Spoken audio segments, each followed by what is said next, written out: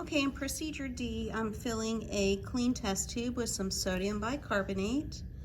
Sodium bicarbonate, that's a white powder. It is baking soda. I'm going to heat this compound in the Bunsen burner. What I have here is a pair of test tube holders. So I'm just going to hold that there, and I'm going to hold it in the flame of the burner, moving it around and heating it until I start to see a product forming at the top of the test tube.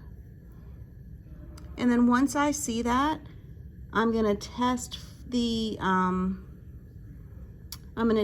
test tube for gas using a flaming splint test. Remember that a flaming splint test will go out if there is carbon dioxide coming out. It will bark if there is hydrogen coming out, and it will glow brighter if it's oxygen coming out.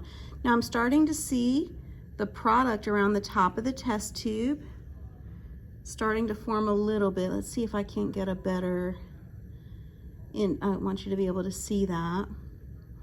So this is a metal bicarbonate. If you want to look at your equation, you can see that there's little droplets on the top of the test tube there.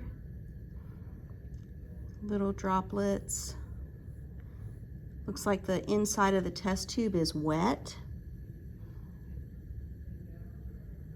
Okay, so that means that the reaction's occurring because the test tube certainly was not wet when I started. So let me use my splint, and I'm just going to go ahead and light that in the Bunsen burner as well. And while I'm heating it, I'm going to put the splint into the top of the test tube. Let me slide this over just a little, maybe you can see better. Into the top of the test tube, and let's see what happens to the flame.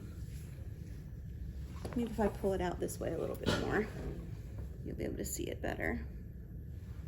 Let me see. No, can't see the top. Well, maybe I'll just hold this then. No, that's not working. Okay, I need a minute. Let's see, you need to be able to see. Okay. You need to be able to see, where's the, okay. So can you see? Great. So let me light my splint again.